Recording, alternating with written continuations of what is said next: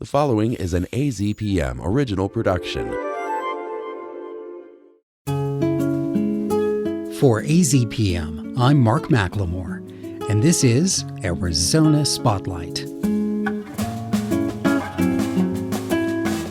Coming up, meet members of the next generation of filmmakers featured in this year's I Dream in Widescreen short film showcase. Plus, film essayist Chris Dashiell offers his opinions on some of the standout submissions. Remembering James Mercer, the only Pima County Ranger killed in the line of duty. And Stories That Soar offers a song that celebrates the sun. Those stories are next on Arizona Spotlight. Each year, the student thesis short films created by the graduating class of the UA School of Theater, Film, and Television receive the big screen treatment in an evening at the Fox Tucson Theater called I Dream in Widescreen. This year features 13 entries, each crafted from the ground up by student filmmakers, actors, and crew. In the next two segments, we'll tell you about 6 of these short films. First, I interview 3 of the writer-directors. Hi, my name is Philip Summers, and the film that I will be showing at this year's I Dream in Widescreen is Pizza Guy Returns. Yeah, let's talk about this, and let's talk about why you decided to make a chapter in the Pizza Guy cinematic universe. Well, when I was a sophomore in high school, at about 15 years old, I wanted to try making films for the first time. And so I went to my dad and I was like, hey, I have this idea for this 2-hour movie. And he's like, well, why don't you try making a 4-minute movie first? And so I did. And so a few of my friends got together with some old Halloween decorations, and one night in an iPhone 6, we shot the original Pizza Guy, which was my first ever short film.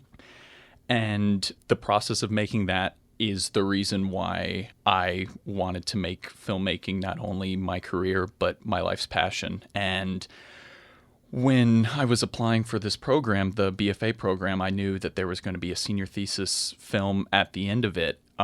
So I knew even then exactly what I needed to do. And so I came up with the idea back then and knew that I wanted to do this kind of sequel remake hybrid and use it as kind of a benchmark to show how much I've grown as a filmmaker since I made the original. What are your thoughts on using sort of established tropes from other franchises in your film? There's a couple of jokes that are, if you're familiar with the dialogue in certain movies, you'll get them and so forth. But what was your inspiration, or what kind of parameters did you set for yourself in terms of using pop culture influences? I wanted to pull inspiration and pay homage to a lot of the existing films that I really enjoyed that also helped give me the ideas for exactly what to do with this. And I figured kind of having some of those references and nods were fun ways to execute my vision in a way that the audience would understand maybe a little better. So was Eyes Wide Shut an active influence on this film? Yes, a little bit, at least in terms of establishing what the cultists were going to look like and what their little celebration was going to look like whenever Pizza Guy first shows up. And you also had the temerity to do a post-credit sequence. Yes, yeah. Pretty much every short film that I've made, I've included some form of post-credit sequence. I've always thought not only are they a fun bit, but it's a good way to ensure that your audience actually pays attention to the credits, as well as kind of adding in a little bit of a punchline at the end of the film. Hi, my name is Cosmo Bruce Zappolini, and the name of my film is Even Now. I've been covering I Dream in Widescreen for a few years. I don't recall seeing anything that was rooted in documentary, telling a family story before. Maybe that's not true, but it did strike me, especially since your film begins in a surrealistic fashion, to realize that you were actually telling the story of someone who's very close to you. Yeah, for sure. I mean, one of the main goals that I wanted to try to accomplish with this project was the ability to try and use surrealism in a way to heighten reality, and as a way to have a communication sort of with reality as well. And of course, my film being on chronic pain and the complex feelings that might bring up in people. it felt only fitting to use surrealism as a way to communicate those experiences. Yeah, I mean, I jotted down a few things about surrealism, as well as the documentary aspect, the comedy aspect, and a body horror aspect that's all found in your film. What do you think the biggest challenge of bringing some of those surrealistic elements to life on film were for you? Yeah, mainly it was trying to be, I guess, sensitive to the topic as well, and not be not exploit the topic in a way. Sometimes very surrealist films, I guess, can overdo what they're trying to talk about, or kind of become absurd in a way that actually downgrades the experiences. And so that was probably the biggest leap that I had to make creatively. And all of the writing for the film as well was done in a collaborative process. So it was something that, everyone kind of put in their own word and put in their own perspective, and really enriched the actual sequences that you see in the film. Yeah, I want to compliment your editing. I've found that, for someone who has insomnia, the black and white or really unsaturated shots of the bed, you manage to get a lot of storytelling out of a very simple image. And I think that's largely due to the editing and the overlapping of the images, the dreamlike rhythm of it. Yeah, thank you. What's something that you learned about living with pain from doing this film? Part of the film is a documentary on chronic pain, but it's also a universal thing as well. The ability to cope with different problems you have in life, and to, in this case, use art as a coping mechanism. And that was one of the largest things that I learned personally, was being able to find different strategies and different different ways to walk through life. And, whether it's like at a doctor's office and trying to laugh through the insanity of waiting for your next appointment that's not going to help you, or fighting insomnia, or whatnot. It's a process, and that was probably the biggest thing, was learning the importance of coping mechanisms, basically. Hi, my name is Danica Dena, and my I Dream in Widescreen film is Universe Academy. I understand that part of the inspiration for the film was your interest in mythology. How did you decide to tell this kind of story? What was your vision for what you were going to accomplish in this film? Throughout college, there's been a musical that I've been listening to called Epic the Musical, and it is an adaptation of the Odyssey. So being a Greek myth kid, I was listening to it all the time, even when I was writing, and it showed me that I could do my own spin on God's mythology and our greater universe as a whole. So I knew I wanted it in a school setting, and I knew I wanted to have magical elements. So that's what kind of led me to telling this particular story. An elevator pitch for this story might be it's Deity University. Yeah. I really enjoyed how you got a lot of storytelling done with simple visual tricks for your characters. Without using a lot of prosthetics or expensive makeups, you managed to give them all an individual look that made you question where they came from, made you wonder about their backstories. And that reminded me of classic Doctor Who, where they could make an alien for $5. Oh, this is an alien, You decided to go for a story that had a twist ending. Mm-hmm. What was the influence for that choice? My film uses an allegory of anxiety and, the lack of predictability when you're going into the arts. So I wanted a twist ending because, like life, choosing this career path, you don't know what's going to happen, and things are changing all the time. Whatever we think is going to apply now, might not apply in the next 10 years. So I wanted to kind of show, even if it doesn't pan out the way you thought it would, that doesn't mean that there's not value in where you end up. Whose dog was the German Shepherd? That is my dog. Her name is Maita. It was kind of a thing where I was thinking about what are all the friends going to try and create. And because the character Ava, his main thing is creature design, I was like, oh, what's easier than my dog, who I love. What did you learn about directing actors, especially actors in groups? The casting process, I would say, was one of the most fun parts of making the film, because there were a lot of amazing people who auditioned, but the main actor, James Carroll, who's in the BFA of theater and is also graduating this year, he just showed such a wide range of what he could do. So I knew that no matter what directions I gave, what place I wanted him to go, he was going to be able to. And we also, since we're seniors and I make a film about burnout, we can both relate to the ideas of like, oh, for the past 4 years you've been thinking about this, or, what are you currently feeling in your last year of school? What do you think is a lesson that you learned from doing this project and doing your thesis film that you're going to take with you into the future as a filmmaker? Something that you've truly found valuable that maybe wasn't, on the page. Who would like to begin? I think probably my biggest takeaway from working on this film is you as the creative have to be willing to let go of specific ideas in the name of keeping your bigger vision alive.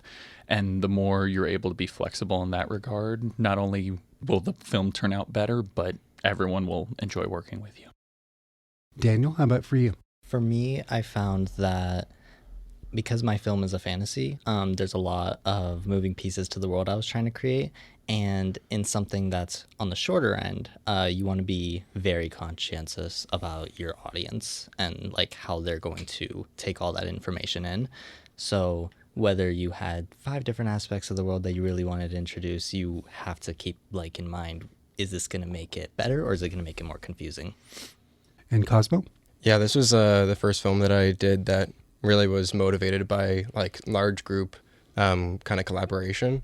And being able to be open to changing the concept like along the way, and finding the strongest ideas or the strongest perspectives. So I think being able to like in the future like look at the main thing, the main spark of the idea, and try to hold on to that, but being open to changing it and being adaptive along the way. Now, here is film essayist Chris Dashiell with some thoughts on 3 more of the shorts that will be featured in I Dream in Widescreen. Dashiell is an outside contributor to this show, and his opinions are his own. I Dream in Widescreen, the University of Arizona's annual presentation of students' senior thesis films, looks to be a lot of fun this year. I've had the chance to watch 3 of these films, and all 3 are remarkable in different ways.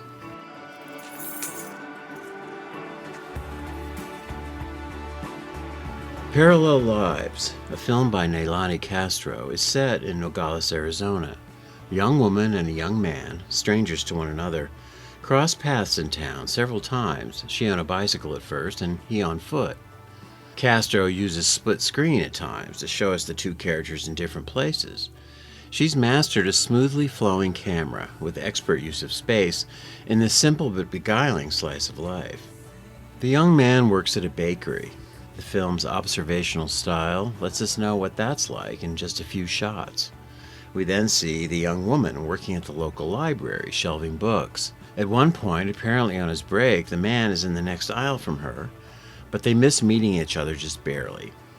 Later, she goes to the bakery, just as he's been relieved at the service counter by another employee who serves her. There are only a few words spoken in this film. The movement of these 2 characters is the real language. Parallel Lives looks great, beautifully shot by the director. We can't help but think they're going to meet one another eventually. But do they?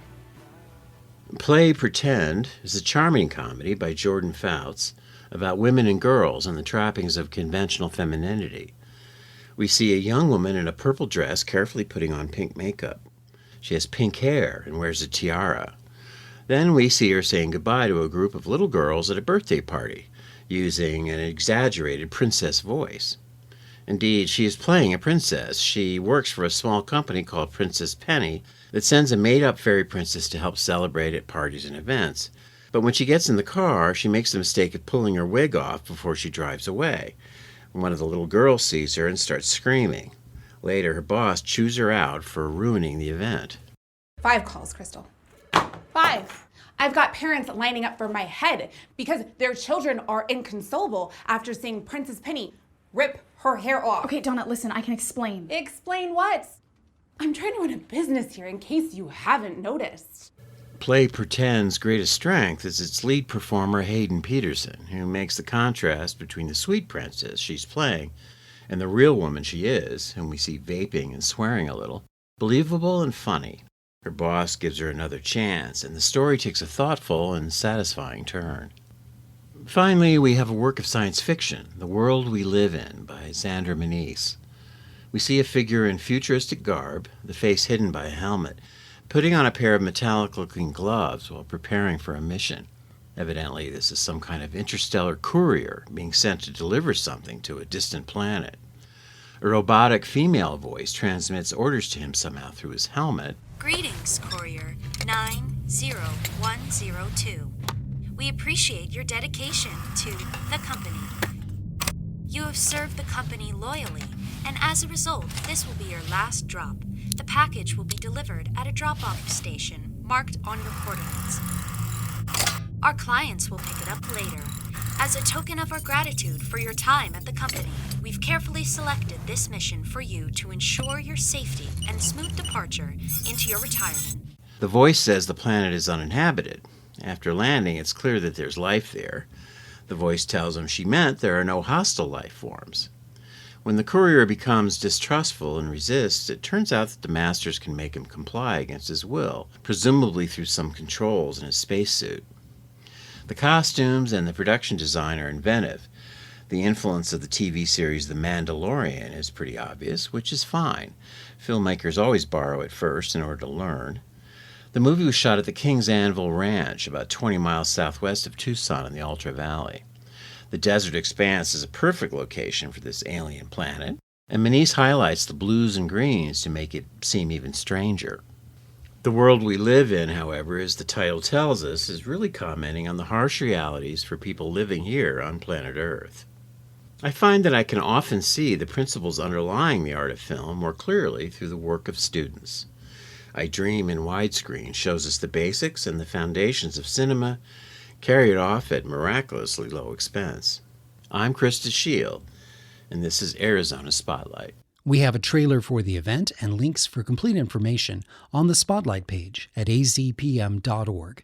The UA School of Theater, Film, and Television presents I Dream in Widescreen 2025 at the Fox Tucson Theater on Saturday, May 10th.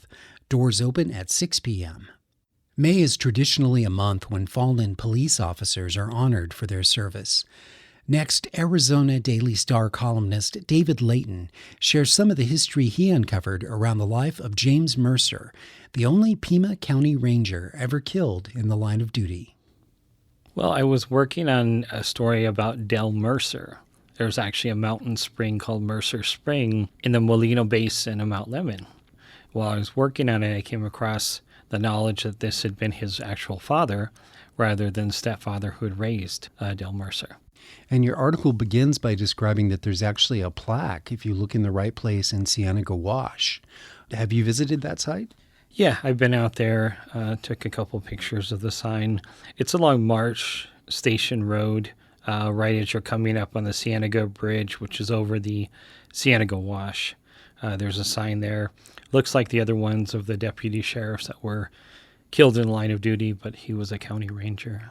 What exactly are the duties of a county ranger? A county ranger is different from a deputy sheriff for the Pima County Sheriff's Department in the sense that their main duties dealing with like horse theft, cattle rustling, cattle mutilation, stuff like that. Do we still have county rangers? I don't think we still have county rangers. Not that I'm aware of anyway. I think, early 1900s, there's still a lot of ranching going on. In Tucson, it's not as predominant of a job as it used to be. Well, you just mentioned Pima County, and I didn't know that Tubac was at one time a part of Pima County. But the story of Mercer's family arriving, at least the first note of it, is in September of 1882 in the Tubac Doings section of the Arizona Daily Star. Yeah, so James Mercer, was commonly called Jimmy Mercer, was actually born in England, and his family arrived. His father's brother, T. Lilly Mercer, a well-known gentleman from Tubac, had encouraged James Mercer's father, Andrew, to come out to Arizona and reside here. What year was James Mercer born? James Mercer was born in 1870 in a place called Bramley, Yorkshire, England.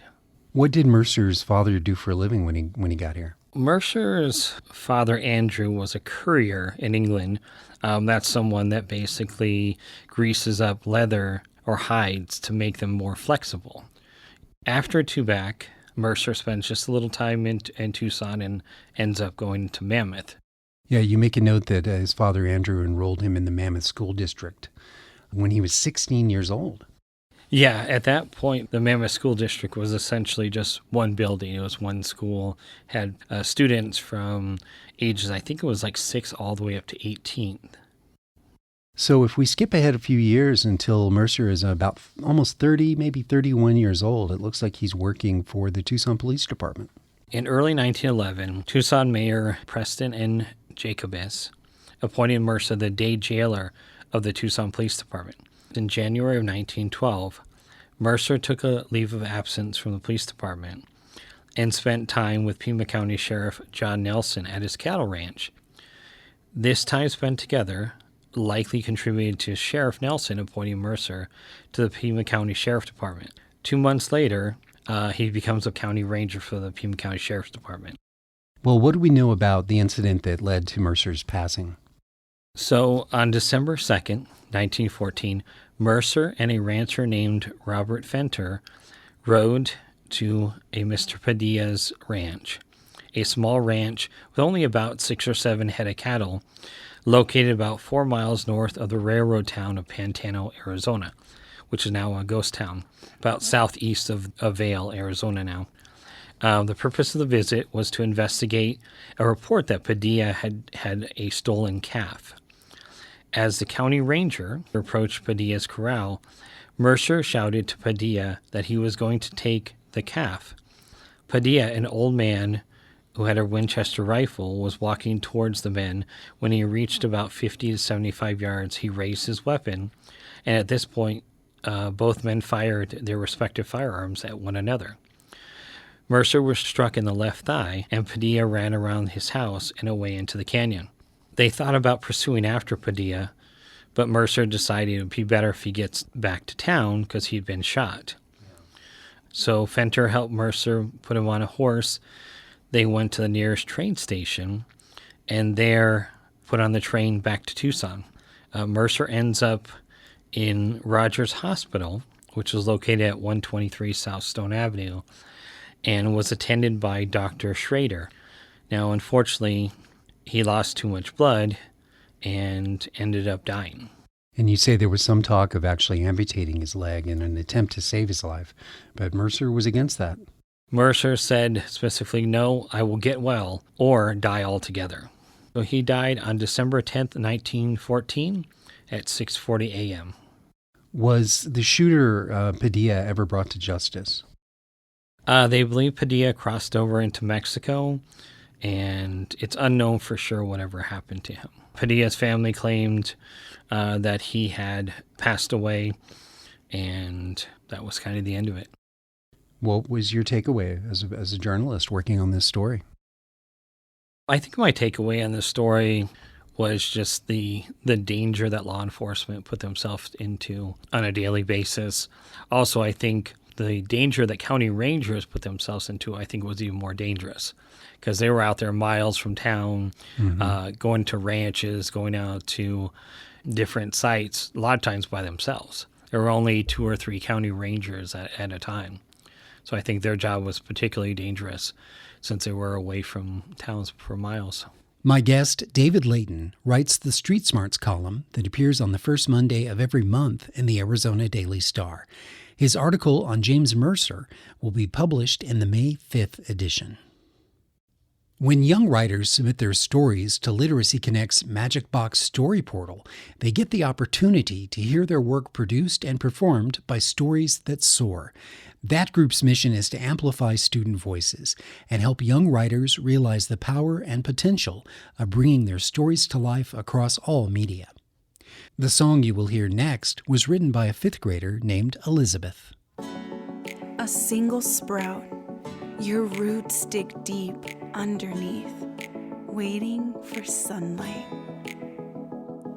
A single sprout, your roots dig deep underneath, waiting for sunlight. The sun is shining. It is so bright.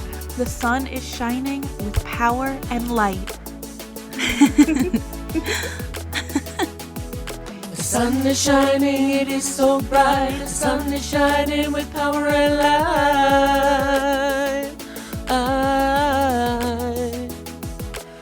single sprout. Your roots stick deep underneath, waiting for sunlight. A single sprout. Your roots stick deep underneath, waiting for sunlight. The sun is shining all over my face. The sun is shining with beauty and grace. The sun is shining all over my face. The sun is shining with beauty and grace. A single sprout, your roots stick deep underneath, waiting for sunlight. A single sprout, your roots stick deep underneath, waiting for sunlight.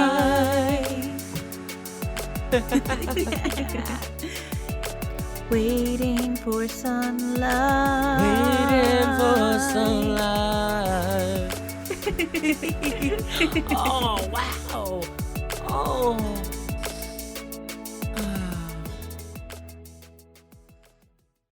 That was The Sun is Shining, written by Elizabeth, a 5th grade student at Fruchtendler Elementary. Go Firebirds! It was produced by Frankie Gelb and sung by members of the Stories That Soar team. A version set to music by the Tucson Girls Chorus will be performed on Saturday, May 17th at a special Stories That Soar event taking place at Crowder Hall on the U of A campus. Thank you for listening to Arizona Spotlight. This show is a production of AZPM. The production engineer is Jim Blackwood. The assistant producer is Sophia Hammer. I'm producer and host Mark McLemore. AZPM podcasts are made possible in part by donations from listeners like you. Learn more at support.azpm.org. Thank you.